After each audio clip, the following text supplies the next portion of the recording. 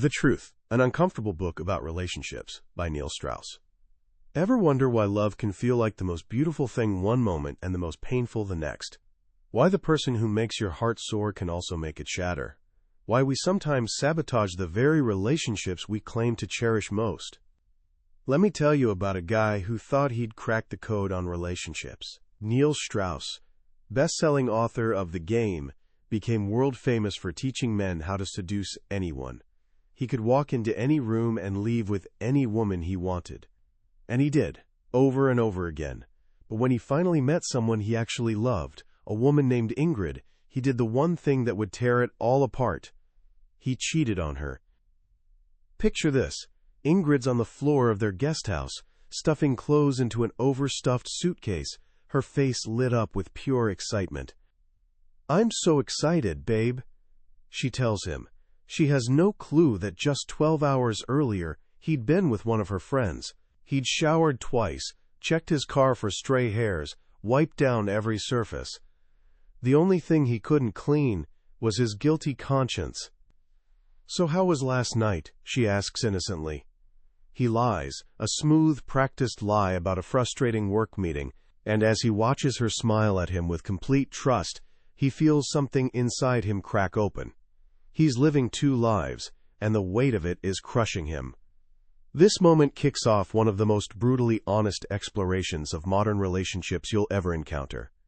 This isn't just another self-help book about communication or keeping the spark alive. This is about a man who tears his entire life apart to answer one haunting question. Can you really love just one person for the rest of your life? And if you can, how the hell do you actually do it?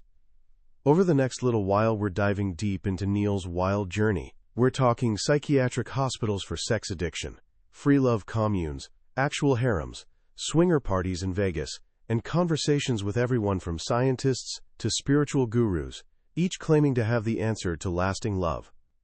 But here's the real twist. The biggest obstacle to finding love isn't out there somewhere.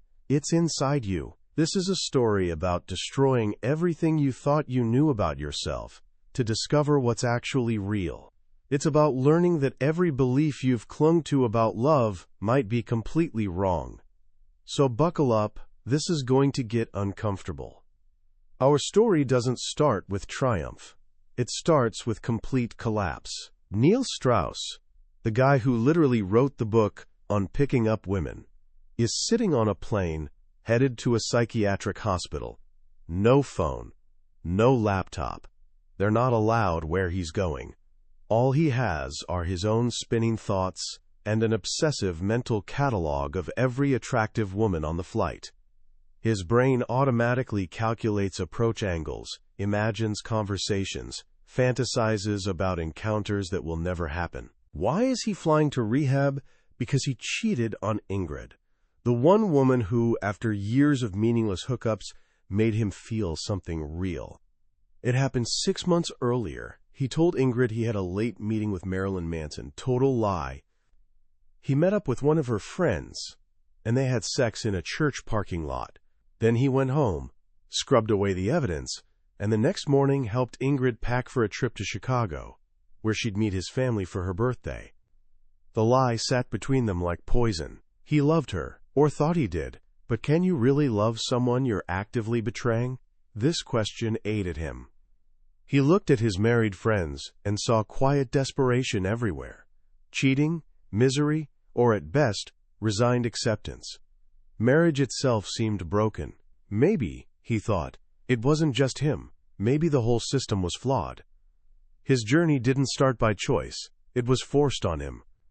A few months after that first betrayal, everything exploded. While Neil was on a business trip, Ingrid got an email from Juliet, the friend he'd slept with. A detailed confession. "We had sex in his car, in my bed, and in my shower." Neil's carefully constructed world imploded. Ingrid's trust was destroyed. Friends turned on him. He was getting death threats. Finally, in complete despair, he listened to his friend Rick Rubin, the legendary music producer. Rick had told him months earlier, "You're an addict. You use sex like a drug to fill a hole inside you. And that hole is your self-esteem." Rick had urged him to go to rehab, but Neil had refused. Now, with his life in ruins, he had nowhere else to turn. He ends up at a level 1 psychiatric hospital, the kind of place for people literally on the verge of drinking or drugging themselves to death. His crime? Cheating on his girlfriend. He feels like a fraud. Inside, it's dehumanizing. They confiscate his books, take his nail clippers and razor, put him on suicide watch, hand him a pager to wear constantly. A dead-eyed nurse asks if he's a sex addict. If you're cheating on your relationship, visiting porn sites or masturbating, she says flatly, that's sex addiction. He gets a red name tag. Red is for sex addicts. It's his scarlet letter, marking him as a predator, the lowest of the low. While other addicts harm themselves, he's there because he sought out others' bodies. His roommate is Adam, an all-American guy with a wife and 2 kids. Perfect life, right? Wrong. He's there for the same reason as everyone else. He got caught. His wife had become cold and distant, and he found passion in an affair. He didn't want to leave his family, but he couldn't deny feeling truly alive with the other woman. In his first 12-step meeting for Sex and Love Addicts Anonymous, Neil sits in a circle of broken men. One guy, looking like a sad Santa, confesses to secret trips to Tijuana prostitutes and an STD he hasn't told his wife about yet. Another man, Charles, is a, quote, codependent depressive sex addict who relapsed after 10 years of sobriety.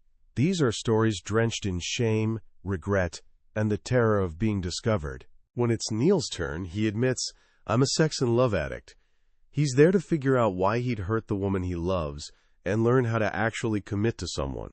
The therapy sessions are led by Joan, who embodies everything Neil's been running from his entire life, a stern, judgmental mother figure.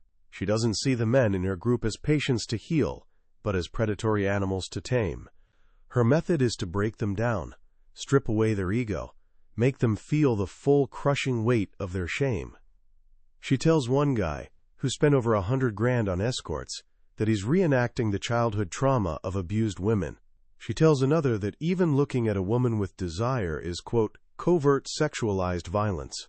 Her core philosophy, if you have true intimacy with your partner, you won't need anyone else.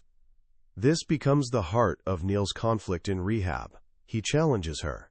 Using a blackboard, he draws out his logic. Let's say your wife is the best cook in the world, he tells the group. According to you, you'll never want to eat anywhere else.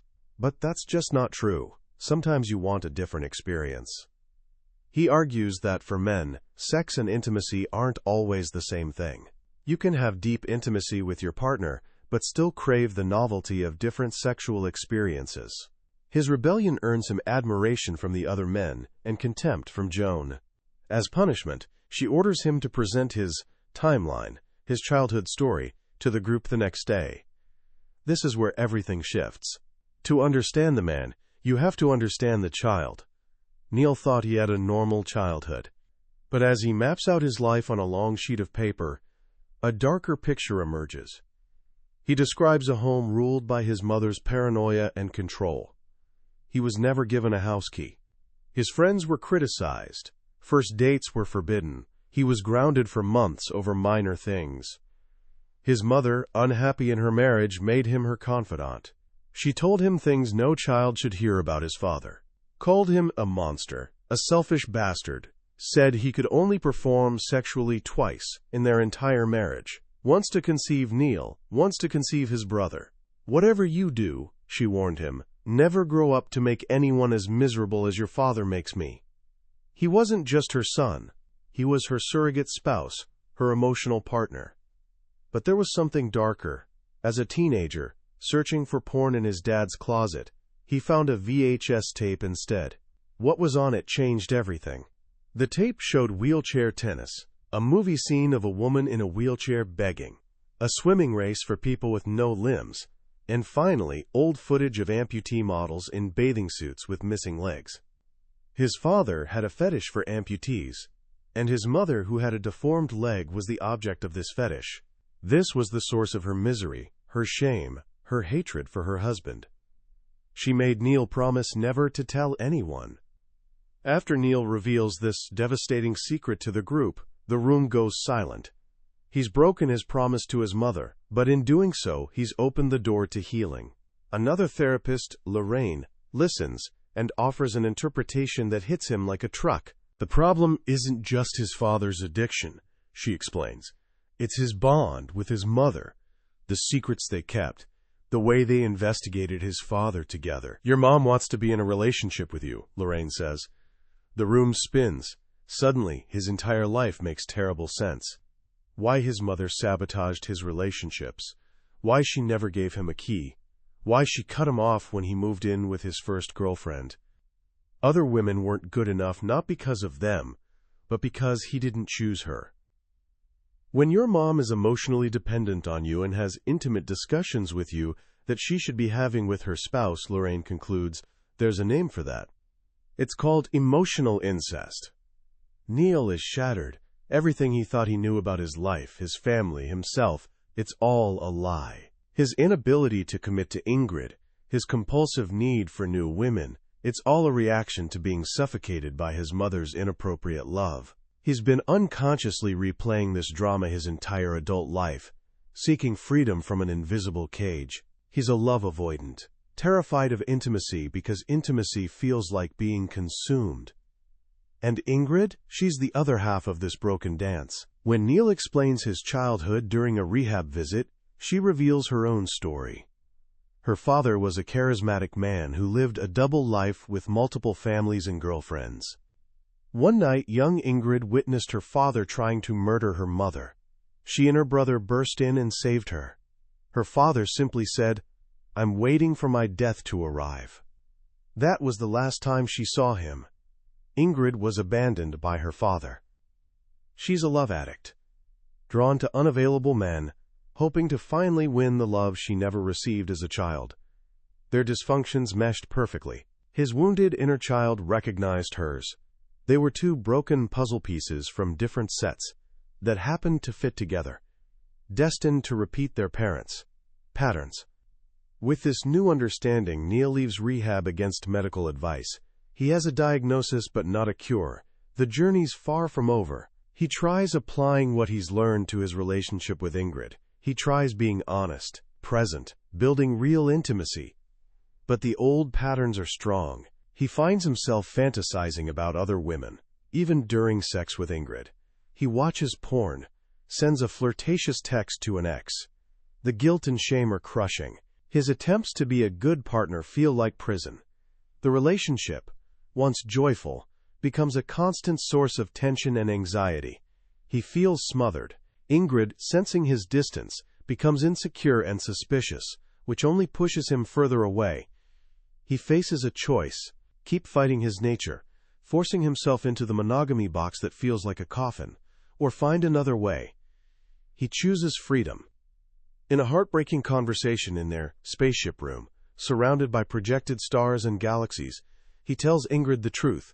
"I don't think it will ever feel right for me not to be with anyone else.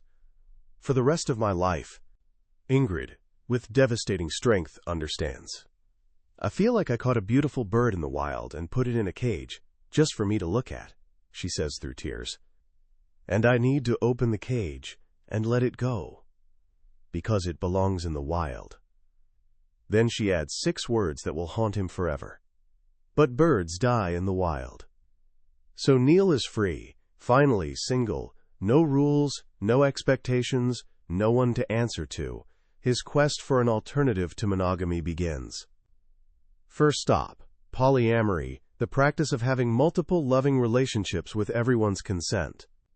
He meets Shama Helena, a witchy polygoddess in her 50s, who holds counseling sessions on a bed in her converted garage. She teaches him core concepts: compersion, the joy you feel when your partner is happy with another lover, and the critical importance of honesty and communication. She warns him the path to polyamory goes through uncomfortability. He'll have to face his jealousy head-on. He attends the World Polyamory Association conference at a nudist resort, expecting enlightened, evolved beings.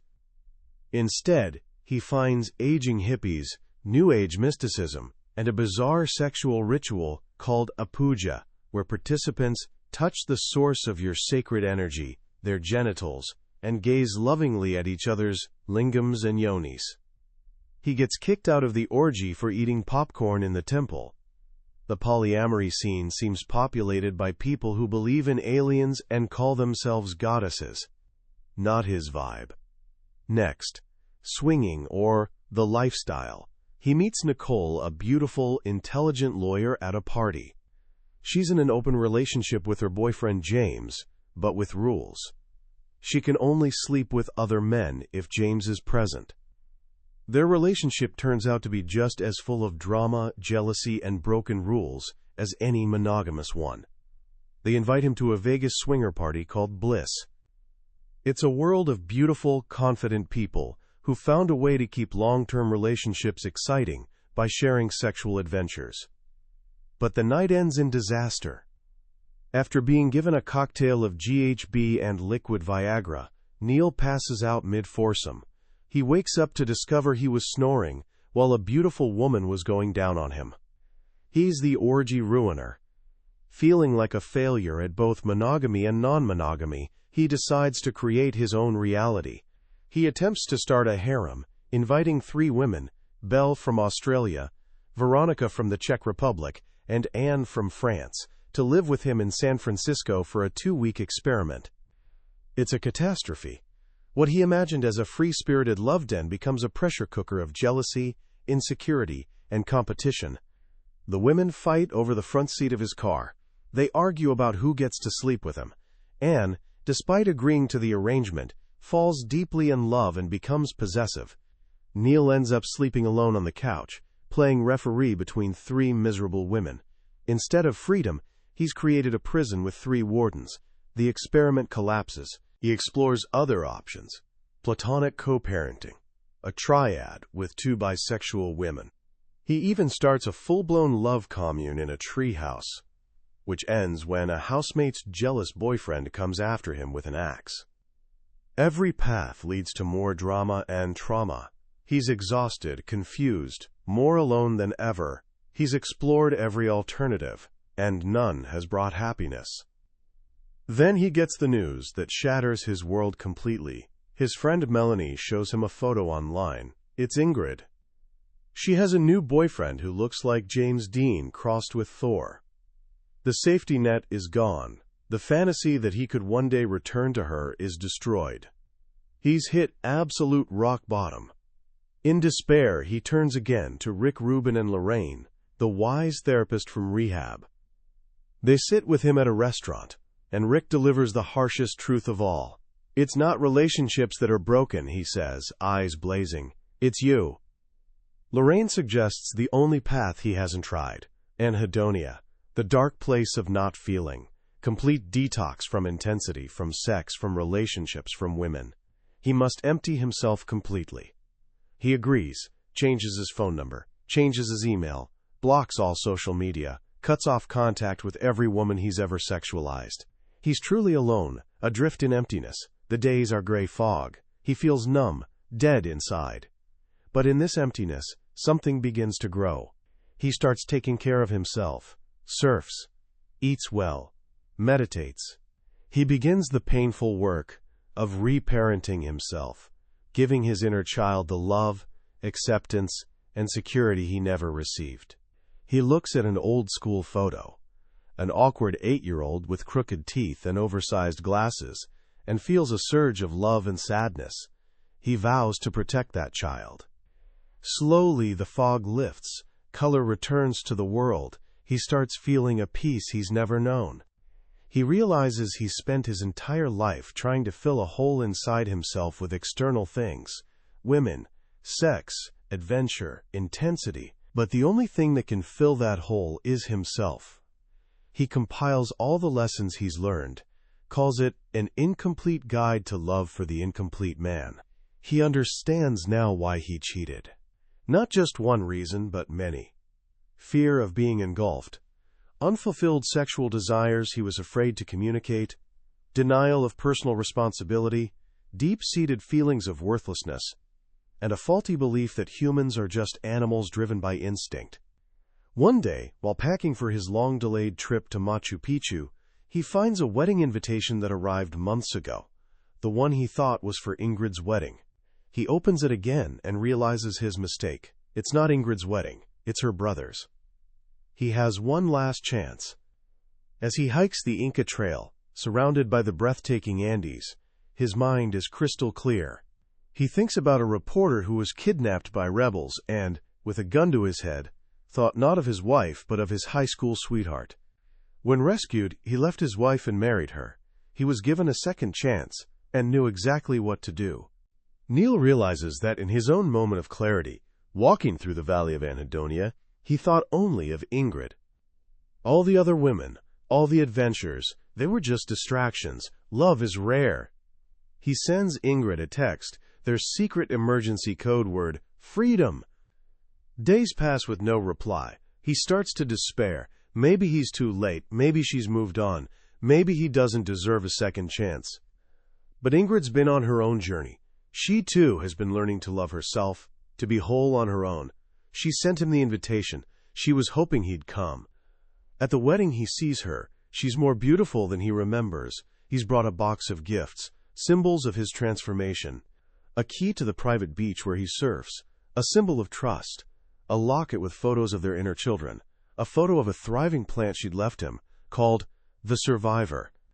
They talk, they cry, they begin to heal. The journey isn't over, it's just beginning. But for the first time, they're on the same path, walking together. A few months later, they perform a ritual. They bury a small coffin in the backyard. Inside is a tiny plastic elephant, the elephant in the room, their past of deceit and pain.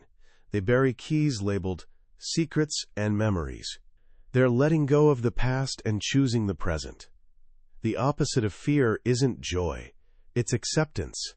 And they've chosen to accept each other as they are, with all their wounds and all their beauty. Their commitment isn't to monogamy or non-monogamy. Their commitment is to each other, to honesty, and to nurturing their relationship, whatever form it takes. In the end, Neil Strauss discovers the most uncomfortable truth of all. Love isn't about finding the right person. It's about becoming the right person. And true freedom isn't the ability to have anyone you want. It's the ability to choose with your whole heart, to be with the one you love. What an incredible, raw, vulnerable journey when you strip away all the layers, the sex addiction, the orgies, the harems. What you find at the core is a universal human struggle. It's the battle between our desire for security and our hunger for freedom, between the comfort of commitment and the thrill of the unknown. For anyone navigating relationships, especially if you're just starting out, this book is like a secret map. It shows you all the dead ends, hidden traps, and dangerous territories people wander into when they're driven by unhealed wounds. The most powerful lesson is the idea of the wounded inner child. It's such a simple concept, but it explains so much about why we do what we do in relationships. Neil's fear of being smothered came from his mother. Ingrid's fear of abandonment came from her father. They were two adults playing out a script written for them in childhood. Until they became aware of that script, they were doomed to repeat it. Think about that. How much of what you look for in a partner, or how you behave in a relationship, is a reaction to your past? Are you seeking someone to fix you, complete you, or save you from loneliness? This book forces us to ask these tough questions. It shows us that a healthy relationship isn't about two halves making a whole. It's about two whole people choosing to share their lives. Another profound idea is the distinction Neil makes between pleasure and happiness. He spent years chasing pleasure, the short-term high of a new conquest, a new adventure, a new experience.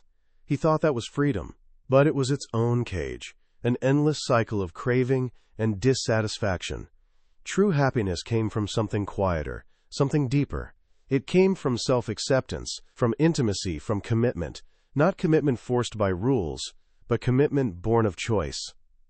So what can you take away today? First, get to know your own story. What are the patterns in your family? What messages did you receive about love, sex, and relationships? Understanding your past is the first step to not being controlled by it. Second, practice honesty, especially when it's uncomfortable. Neil's journey was fueled by secrets and lies. His healing began when he chose truth. A relationship built on truth, even difficult truth, is 100 times stronger than one built on convenient lies.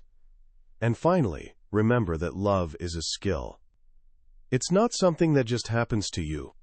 It's something you build, nurture, and practice. It requires patience, compassion, and a willingness to look at your own flaws. That was a summary of The Truth by Neil Strauss. We've journeyed through the main ideas today, but a summary is like looking at a photograph of the Grand Canyon. It can show you the shape and colors, but it can't convey the feeling of standing on the edge, the sheer scale and majesty of it all. The real power of this book is in the details, in the raw honesty of Neil's voice, and in the quiet moments of reflection it inspires. If any part of this story resonated with you, if you've ever felt confused or lost in the world of relationships, I truly encourage you to pick up a copy. It's more than a book. It's an experience that might just change the way you see love, and yourself, forever. The link to the book is in the description below. Also, if you found this summary valuable, please hit that like button and subscribe to the channel.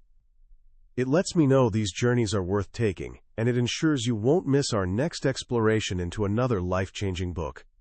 Let's keep learning and growing together.